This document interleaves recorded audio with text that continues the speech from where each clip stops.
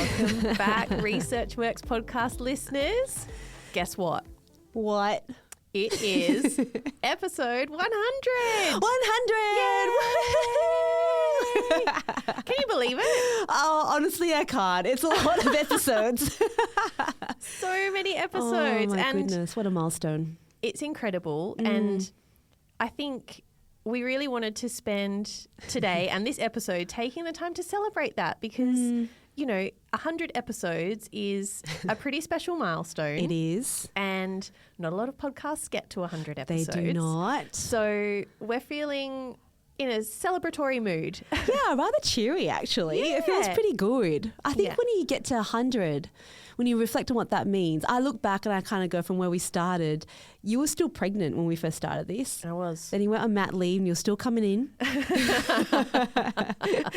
And now kids are in daycare and we're still here doing it. Yeah. And it's 100 times we've been chatting to people about research. And 100 times that we have learned from those people Yep. and heard them speak really passionately about their work. Yeah. And yeah, it just feels like a massive privilege. It really does. It really does. And so we just really want to thank everyone for listening.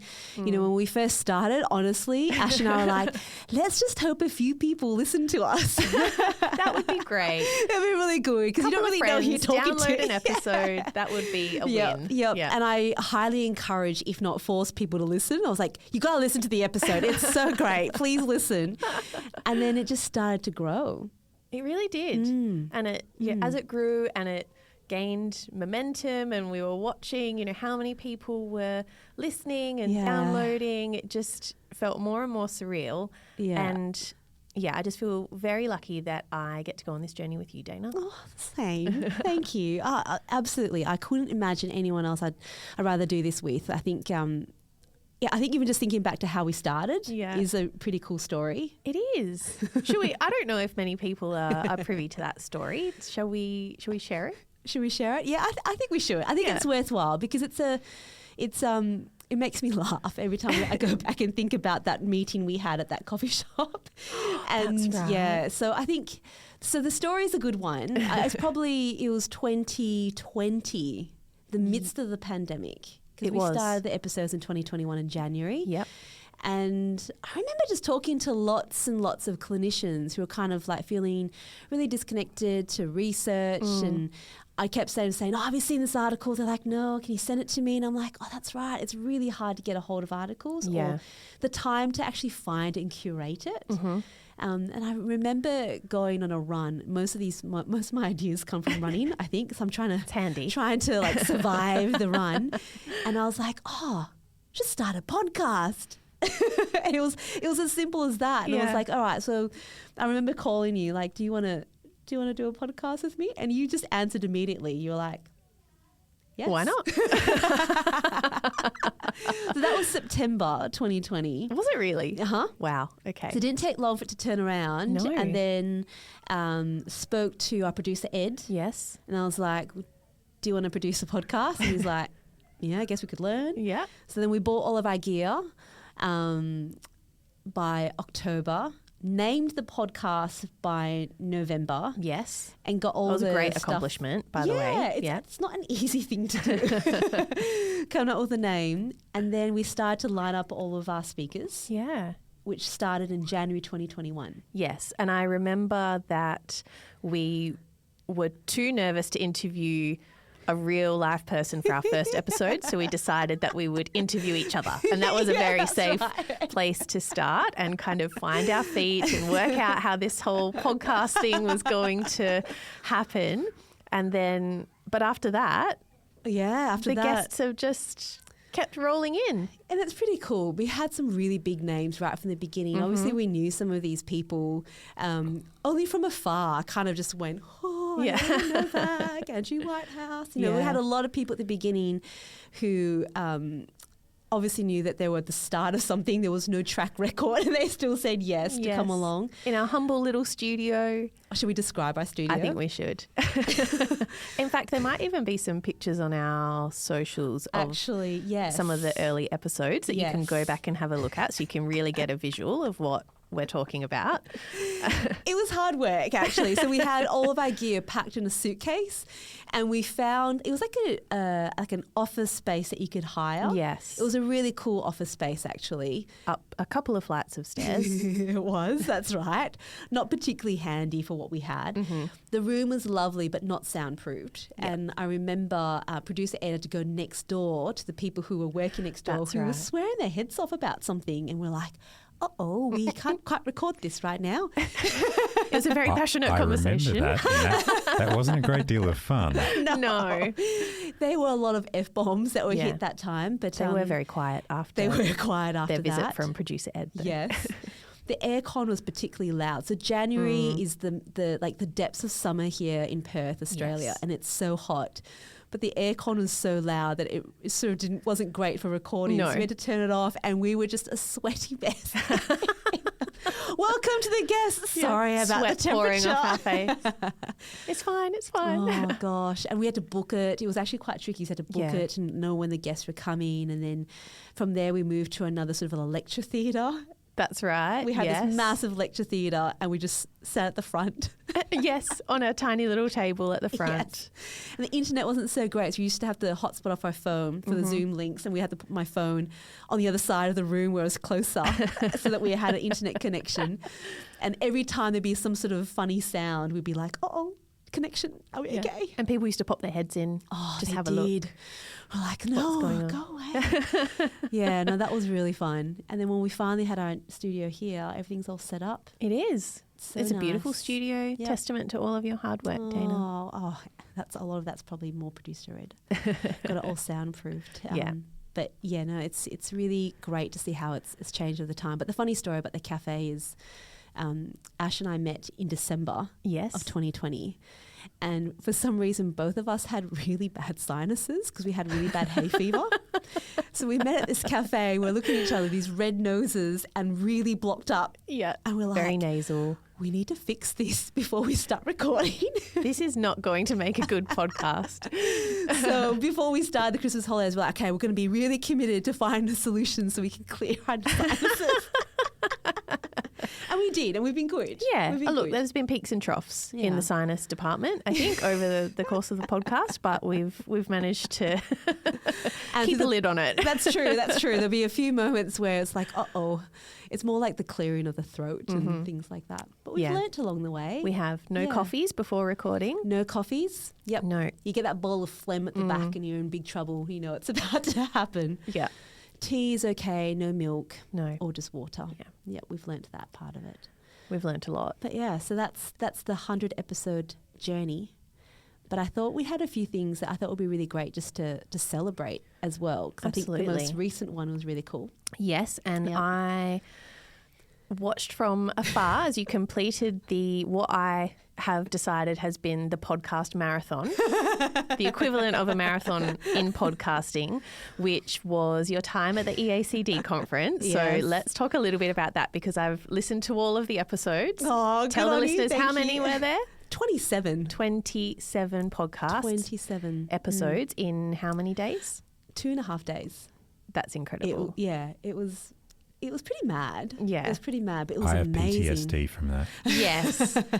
Because not only was it 27 podcast episodes in 2.5 days, it was then the post-production of 27 podcast episodes in how many days, Ed?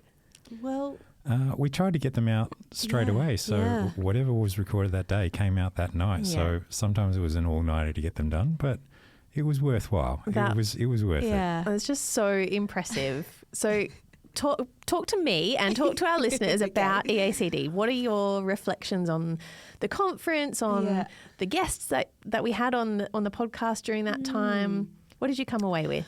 Well, the first thing I'd like to say, which I think was the running joke through the whole thing, but it was genuine and real, is I'm terrible at pronouncing names. And I struggled every single time. And I just wish that Ash was there with me. I was like, Ash, I can't do this. This is definitely your strength, amongst many, many other things. No. But I felt like, every time I'd sort of about to introduce someone, I'd sort of panic and I'd look down at their name and I'd be like, oh, I don't know where the accent or the emphasis on their name goes. And I'd say it. And what I realized was so beautiful was, we are so fortunate to go to a conference where everyone speaks English, but a lot of people, English isn't their first native language, and they present scientific work in another language. I was blown away by that. And that's all in the name of knowledge translation. Like Absolutely. It's incredible. So everyone was very forgiving. They were so kind. I'd often say, was that okay? They're like, yeah, that's kind good. of, yeah. At least you didn't get a good try. Yeah, that's true. That is true. But I can't roll my R's. I don't have this, people just have the most beautiful accents. But look, jokes aside with that, what I thought was incredible was the common themes. I felt like I was doing a thematic analysis. Yeah. All the time, because I'm hearing what people are proud. saying. I know. I thought you'd be really proud of me, because I'm just like listening to one thing going, oh, that's what these guys are saying from this country. And you sort of drawing it all together. And, the common themes are goal setting's important regardless. You do it. We're talking more and more about the ingredients of effective interventions, less about the names of interventions, because they can always be renamed. But if they contain the ingredients that don't work, they truly don't work. Yeah. There's a really clear divide between old ways of thinking and new ways of thinking, and really that's based on science, and there's a real push for that. Participation, technology, it's just it's amazing that from a global perspective, we're all talking about the same things.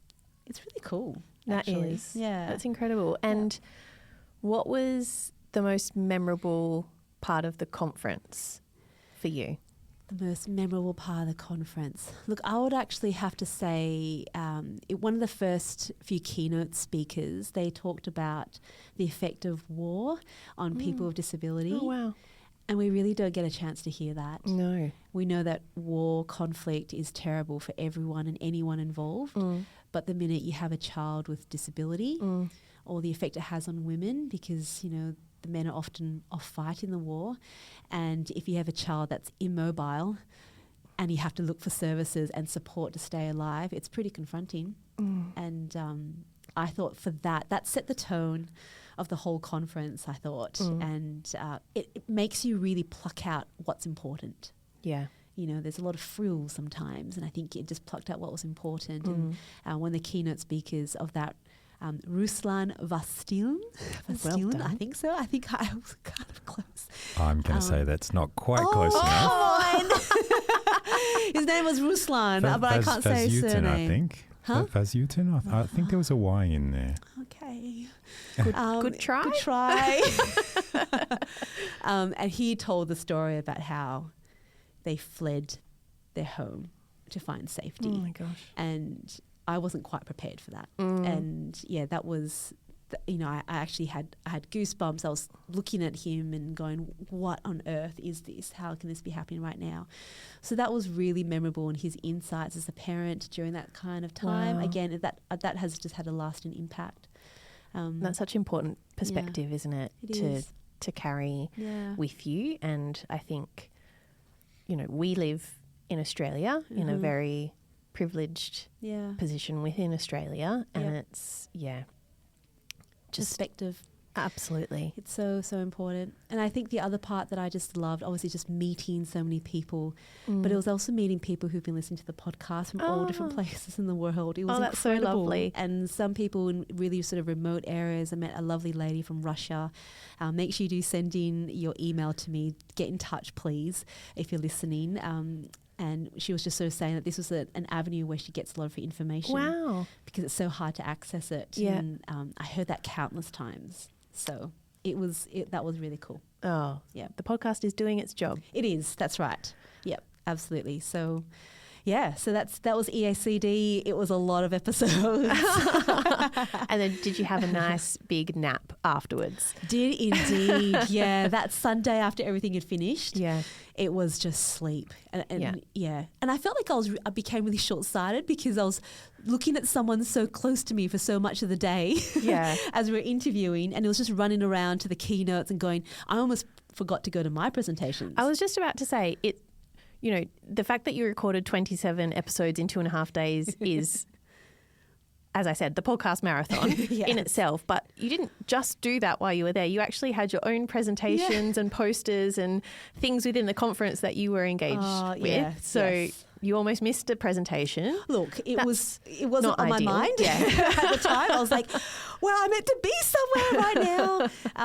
I didn't stand next to my poster at any point because I never got the chance to, but I did present, and it was lovely to also share work that we had been doing as well. So, and that's what it's all about. You know, it's about being together and sharing knowledge, and the podcast is just an avenue for us to make sure that people who've attended can have something that they can remember it by, because you can't remember everything. No. People who couldn't attend because of travel and all sorts of things, they can still feel like they're part of it, part of the community. I certainly felt like I was part of it. I really missed you though.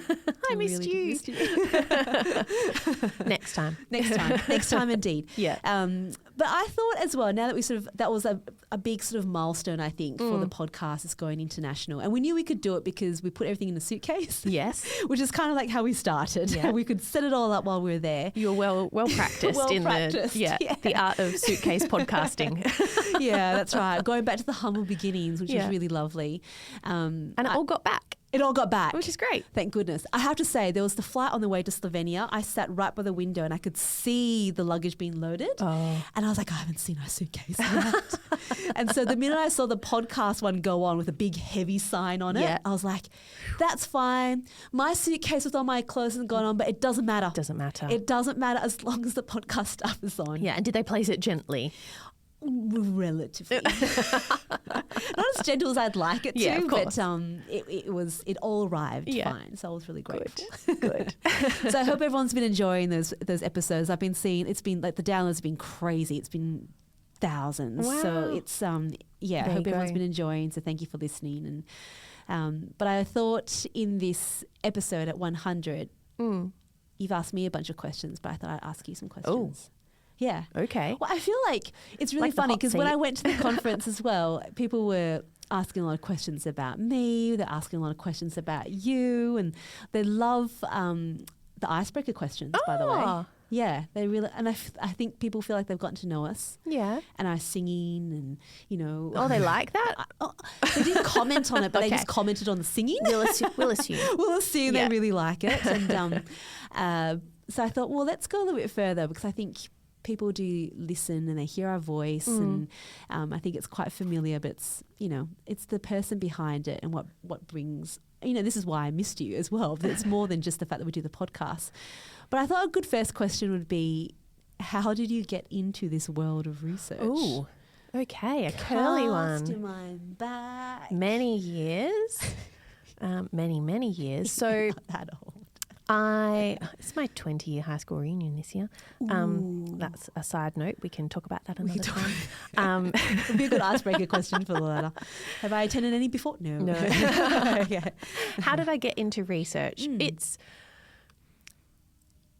It's a tricky one because there was no kind of clear linear pathway for me in terms of a research career. So I started off, when I was young, I wanted to be a vet.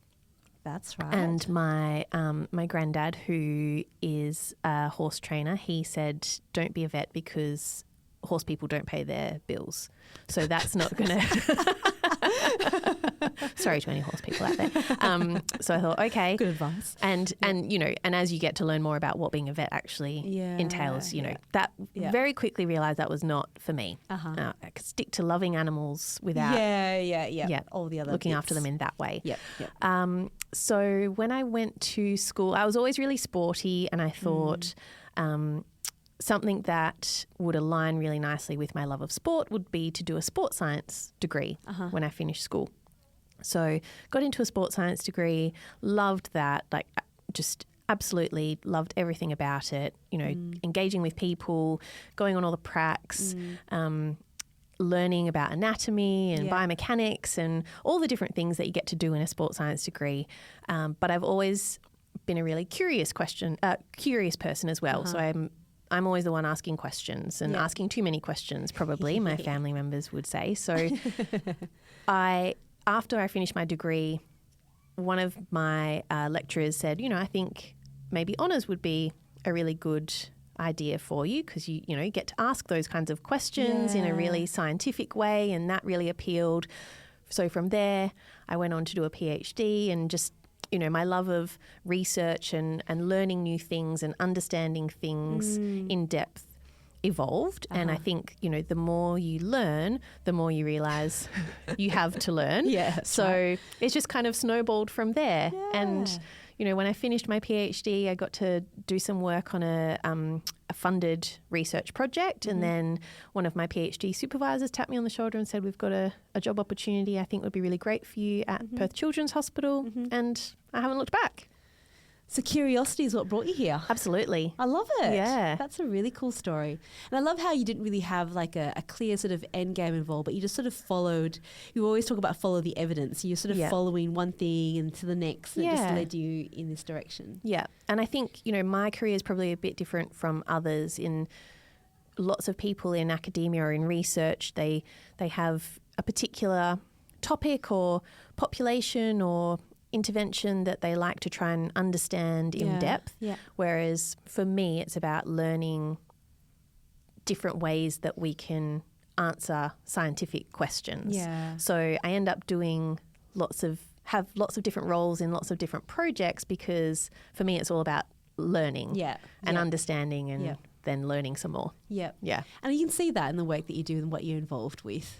You're definitely my go-to for a lot of things. Definitely qualitative. That's definitely a strength, obviously, but knowledge translation is all part of that. So you've got very multi-skilled in all those areas. What about you, Dana? Oh, for me, got me into a lot of research. It was by total accident, but also curiosity. It was the same thing. So was a physio. Got really annoyed one day when I was looking into something, couldn't find a solution. So for me, it was children with cerebral palsy who are GMFCS level 1 and 2. Just felt like, they could walk and everyone was like, oh, that's good and that should be good enough. But you kept hearing about their problems in terms of tripping and falling. There weren't really many great solutions. Kids didn't like wearing their ankle foot orthoses, yet that was the only option.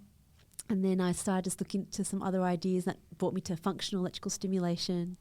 And then finally I was like, that's it, fine, let's just look into it then, look at it properly. And I did my first study, and that it's just sort of happened from there. And I think what's happened for me is, as a physio, I've actually grown up with all the kids that I see. Like I still see a lot of them now. So I feel like my research follows their life trajectory. So when they're younger, these are the problems that they often see. We look into literature, what is there, what isn't there, can we fill a gap? And as they get older, and I think that's why my area is so much into sort of mobility, physical activity, health and well-being, because that's so important for our kids, especially function at 4 and 5. So that's why I think I've become sort of a lot in that space, because those are the families asking me lots of questions and I can't answer them for them. And so that's how that all happens. Just curious again. Curious, but also I think a lot of what you do is, like you say, driven by the families that you work with. So you're always asking the questions that are important scientifically but are important to families. So I think, that's a really authentic demonstration of involving people in your research. I remember going to my first talk about that when involving consumers, and I'd sit there and I'm like, I think that's what we do. Because it was just that's how you can translate knowledge as well, because you have the problem right there, you develop a solution, you test it out, and then you make sure it's available. It's really seamless, but you need to do it beyond your clinic. You need to do it beyond, the service as well. So you've got to go a bit beyond that as well. Not just research for research's sake. Which I don't think I could do. No. I don't think either of us are made that way. No. Definitely not. Like that. Well, I've got another question for you. Oh, okay. So in your current role, what is apart from the podcast, what is the best thing about what it is that you do? Ooh. Oh, there's so many. I mean, because I've taken away the podcast. Okay. I'd say there's two.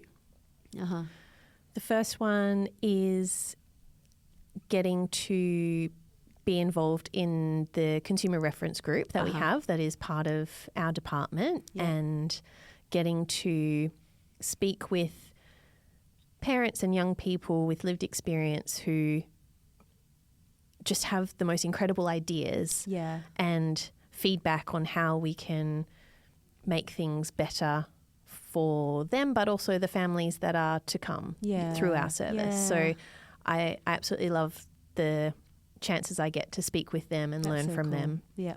And the other part that I really love is getting to work with clinicians who, you know, use research in their practice, but perhaps don't feel confident to go on the research journey themselves, and working with them to, you know, help them learn about how they can best answer the questions that they're curious about. So I really love that part as well. That's cool to be able to facilitate that. And like in one of the episodes at the EACD, I interviewed Professor Rosalyn Boyd, and one of her pieces of advice, which was great, was, you know, get yourself a mentor. Like you always need someone that's going to help take you on the journey, and what you do for clinicians to kind of go, okay, let's try to find, you know, an avenue that makes sense to you and it feels like comfortable for you, and just because if you can get clinicians involved in research, we start answering some really important questions too. And just making it seem less daunting. You know, just one step at a time. And you don't have to do a PhD for it to be valuable. No, absolutely not. So much you can do. Yeah. I really like that. And what do you find is like the most challenging part of it? Because I don't think we talk about the challenges as much. There's always like the highs of, you know, being able to go to a conference and being able to finally publish something. But there are some significant challenges being a researcher too, which I think people can relate to. Definitely. I think one of the biggest ones is just constantly working to find ways to make your team sustainable. You know, finding that next grant or the next, you know, pot of money that's going to mean that you can keep postdocs on and, you know, get PhD students or transition a PhD student into a postdoc role, and, you know, supporting people to progress their work and their careers. It's a big responsibility, and I think it's, something that plays on your mind, because it's not just about the research, it's about the people that work in and research. You tend to have to think about that from I think that way. You kind of go, okay, I've got a grant that lasts for this many years. I can keep this many people on for this time, and then it'll come to an end. So I can look for a grant that sort of can start before that, so it can sustain. And it's a constant thing, writing grants. It's quite a constant thing. And I think trying to balance out, you know, answering questions scientifically, but in ways that are meaningful and appropriate for the families that you're working with as well. You know, sometimes in research we can ask a lot of families, and, you know, sometimes to answer a certain question there's, you know, scientifically there's ways that you have to go about that, but it's just balancing all of that out, and that's where the role of consumers becomes really important in terms of, you know, trying to work that out before you even get started, is whether this is going to work for them. That's really cool. Well, it's nice to know what makes you tick, what keeps you going in all these roles as well, because obviously you've come back to this you've got 2 kids, which you've spoken about on the podcast before. So it's a lot of balancing, but you know, you seem to make it work. Try to. Well, it's good that I seem that I do. Sometimes it feels like, you know, all the plates are kind of spinning out of control. But I think you're amazing. It's a lot to balance. I think you're amazing. We got to 100. This is how we did it. We did. So I'd love to hear from you though. What's the best thing about your work and what you do besides the podcast? Besides the podcast? Well, I don't know if many people know. I don't talk about it a lot. And I know that when sometimes I guests bring it up, I'm like, oh, that's right. So I started the Healthy Strides Foundation 5.5 years ago now. And that came from research. I reckon that's probably the best story ever. It certainly is. I remember coming to the grand opening. Oh, it's so cool, isn't it? Oh, so good. And so it came from a study that was a postdoc, I guess. It was just after my PhD, and I was looking at locomotor training, which is the topic of our first episode. Yes. And the qualitative study, which we did after, which was the first episode in the second season. So we, you know, worked with these families, and it was just so important to them to have it continue beyond the community. And it was literally their call to say, hey, how about you make this available beyond research? And I just remember having these real just vivid thoughts and almost visions of what it could look like. And over the course of a year, I just did the planning for it. And it's a big story. I'm writing a book in case anyone's ever interested in it, just because I think it's a cool story. It's an incredible story. How it's come together. And so for me, the fact that I've seen Healthy Strides grow from a really tiny 80 square metre space with 5 people from the research team now grown to this 850 square metre space, it's a not-for-profit, and we've worked really hard for it. And it's the partnerships that we have from so many people, but we've worked hard for it too. And we have a team that's really proud of it. And so what I'm most privileged about is this interaction between clinical and research, and that's what I've always wanted. I've always wanted a place where we spend the time doing the research, but spend the time doing the clinical practice, which is the cutting edge of research, and always keeping that true, but also generate new evidence. And it's just that dynamic, being able to like shift and follow and make things happen and hopefully make an impact. Yeah. It is so cool. It is. And it is really cool. Every time I hear you talk about Healthy Strides, whether it was 5.5 years ago or now, you speak with the same amount of passion and drive and love for the foundation and for what you do, and I think that's just so impressive. Oh, thanks, Ash. Like I love it. I never thought I'd live this life, and I always thought that I'd stay at the hospital, work at the hospital. It was a great place. It was amazing, but I had a heart for being in the community, go back to the grassroots, and the kind of team that is coming through now. Really proud of them. Yeah. They're growing leaders, mentoring them and seeing them be at their best, and then seeing kids reach their goals and integrating research into their clinical practice, which is something we'll talk about one day when we've got some more results for it.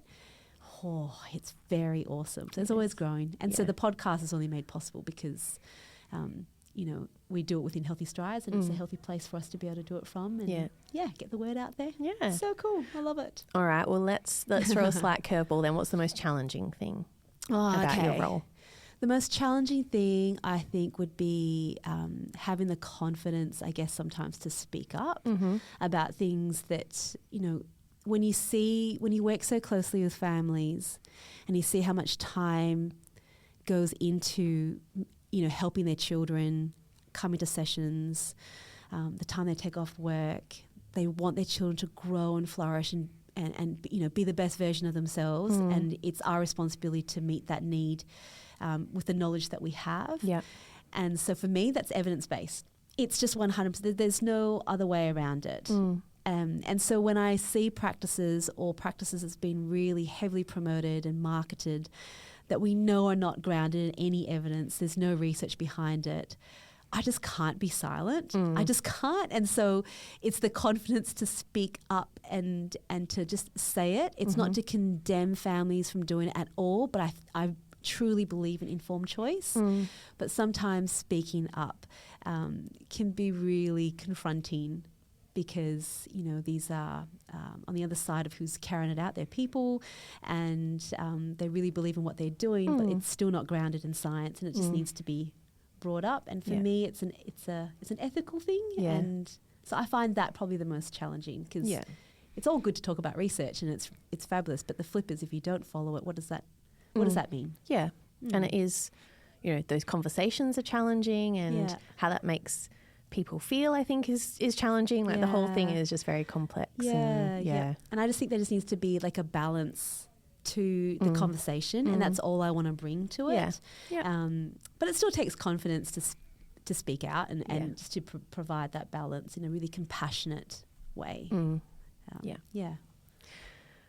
So it's been 100 episodes. I don't know if you've realised that we've got to 100 episodes. What has been, and I think, in all honesty, if you kind of randomly flicked through every episode and stopped on one and asked me about it, I could tell you something, quite in depth about that episode, because I really feel like we've learnt so much from everyone who has given up their time to speak to us over the course of these 100 episodes. But has there been one particular moment over those 100 episodes that stood out for you? I would sort of, can I say 2 of them? Ooh. Is that allowed? We'll allow it. I would say the first most memorable one would be episode 1. Yes. Purely from the fact of how awkward it felt to start off with. Yes. And it was just like, And so whenever I see people listening back to the first episode, I'm like, make sure you keep listening beyond that because we get better. Yeah. So I found we've warmed up. But if I want to talk about one that's really from a career perspective memorable would be the words of wisdom for Iona Novak, which was really early on, and it would be Andrew Whitehouse in that sort of same sort of time because they framed everything moving forward. It was like, you know, whose brain's doing the work, Yes. you know, whose muscles are the ones doing the work and why ethically we should be following the evidence. It was so compelling how they both put it. And it was, that has framed every single thing forward, which is why every conversation is so important. Yeah. I reckon. Yeah. I know that I cheated so much in that question. You really did, I'm but that's so okay. sorry. I I'll picked allow 3 episodes at the end. You did. I didn't even realise that. I had you framed it as 2 and then you snuck a third one in. I did. So, okay, well, what I'm about you? What's your most memorable? Oh, my most memorable. I think for me it would have to be getting to sit down. Well, no, thinking about how giddy I was before we recorded the episode and then actually getting to sit down with Peter Rosenbaum. Oh, yes. And to just have his wisdom wash over me was, life-changing. Yeah. I think it was that's pretty, a good one. That's a really, really pretty good cool. one. And I felt like, okay, this is We had tingles before. We're the real it was deal. just like, oh. this is Peter Rosenbaum, and he was so warm and friendly and generous with his time and his thoughts, and just came away from that episode on a real high. Yeah, that was actually really, really cool. Yeah. It's a lot of cool episodes. But in terms of memorable, cool. In terms of that sort of almost visceral sense, I think. That's a really good one. But they're all memorable because, like I said, I remember things about all of them, but that was pretty special. Yeah, I feel so much smarter now. Don't you reckon? Like after 100 episodes, you've spoken about so many different things, so much smarter. You know who we haven't asked a question of so far this episod? He's tried and a few times. He'll be ready for it because this is how we run research works, right? That's true. Instead of telling it to Ed, I thought maybe we could ask Ed. That's something. a good idea. Do you have a question ready for him? I'm percolating. Do you have one? Yeah, I have one. This would be maybe more a producing question. Ooh. We're going to break the fourth wall. Yeah, that's so true. Is there a fourth wall in audio podcasting? He asks good questions. It's annoying. I'm going to say... Look, I think yes for the purpose of the question. That's right. We're going with that agenda right now. Yeah. So, Ed, what is it that you have found through your journey as being a producer? Because up to the time I asked you whether you come on to produce this episode, you've never actually produced podcast episodes before. You've done videos, you've done lots of other things. What do you find has been the best thing about producing the podcast? To be honest, it's a little bit selfish actually. I think I've had like a huge amount of like personal growth and knowledge in the area of health and like the human body in general. Long story made very, very short, I've actually never sat through a single human biology class.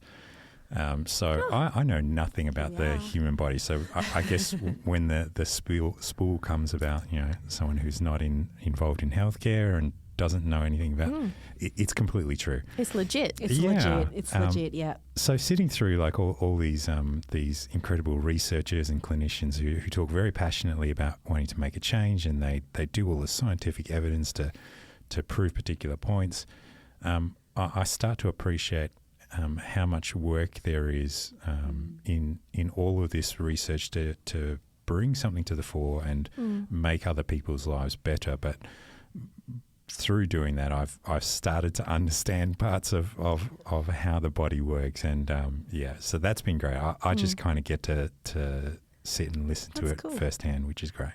I'll do a follow-up question on that one. Ooh.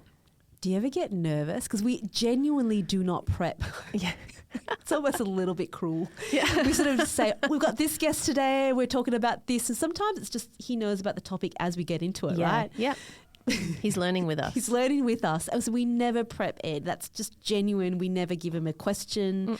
We don't give him the content. We don't give him the paper beforehand. It's a bit cruel, really, because we prep ourselves. We do. So, So what you don't see is behind the scenes, I'm just typing into ChatGPT. What question should I ask? Blah, blah, blah, blah. Sure. lifting the lid. Really? That has only just been available. Yeah, I've had early access for like the last 3 years. But do you ever get nervous? Sometimes, yeah. I mean, they're incredibly smart people. They know a huge amount about the human body, and I know nothing. So sometimes, like, I think I'm genuinely asking very, very silly questions. So we appreciate yeah, it. and I try to follow along. Sometimes it's a bit much for someone who's just starting to learn the basics of things. But I think for the most part, people have been really great guests, and I've been able to follow the train of thought relatively well. It's conversational, so it's been facilitated well, and it's not reading a PowerPoint presentation. It's that back and forth conversation that's kind of made it very digestible, which has been great. Cool.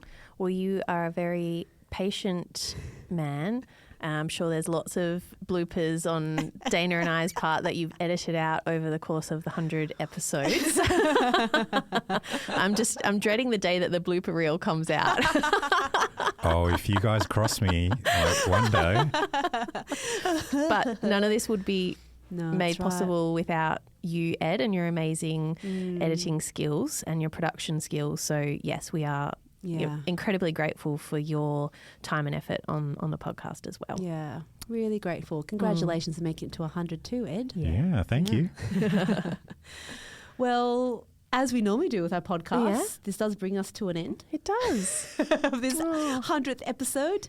Have you organised streamers, balloons to come down from the ceiling? Yeah, Ed, can you add that to some of the post effects? If we go, ready, 1, 2, 3. I don't think I've been given a CG budget, so I'm not sure. We'll talk about that. Because now we just look silly. We just look silly now, but we did it at the same time. Yeah. That's fabulous. But so thank you everyone for coming on the journey with us, for all our new listeners. I hope that gives you a bit of an insight into, I guess, who we are and the heart behind what it is that we do. And we do love doing it. We do. And hopefully, I'm sure over the course of this episode, you've got a sense of how grateful we are for, the opportunity to speak to our wonderful guests, but to also have you, our wonderful listeners, listening and downloading all of these episodes as well. So it's incredible. Yeah. And so if you are new to any of this, please do subscribe. The reason for us saying that is just it does help us in terms of like getting the visibility out there, because every now and then you still meet people who go, I didn't know about this, and leaving a comment also helps, or a review also helps. I think that's really good. I mean, only 5 stars, please, but it does help other people to find it, and that's the whole idea of us doing this. Absolutely. So we'll continue back to our usual schedule very, very soon now, and we've got lots of guests lined up for the remainder of this year. But we do have one last really exciting announcement to make. Would you like to say it? Oh, no, I'll let you say it. Go on.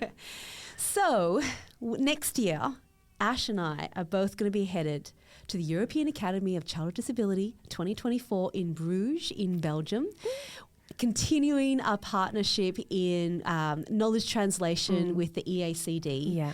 And this time, really just integrating the podcast even more so, more guests, more conversations. It's so exciting. I think the fact that it was just so successful, so many people loving listening to it, it just makes it so worthwhile. So if you're going to be at the conference, get ready, because we are coming to talk to you. So exciting. Yeah. And if you aren't able to make the conference, get ready, because we'll have lots of conference guests for you to listen to. A minimum of 27 episodes again? I don't know. Well, I think the bar has been set. So here we go. Yeah. So we're so very excited about that being able to be with people again and making this possible. Yeah. So, but I think that the reason why we're doing it is because you've said it's really important. So we'll be there. Can't wait. Yay! That's really cool. So to all of you guys, head to the website if you want to look at any of the episodes we've already been published, if you want to catch up on stuff before we launch into the next part or the second part of the season, I guess you can say. And we'll talk to you all again really soon. So Can't take care. Bye. Bye. Just 20 minutes. keeping it tight. Just 20 minutes. Good job, Frankie. That was pretty good. You're going to do the podcast in Flemish though, right? Hoe gaat het met jou? Oh, that was actually not a bad effort. Hoe gaat het met je? Hoe gaat het met jou? Okay, I need Got to to come back from there. do some serious lessons.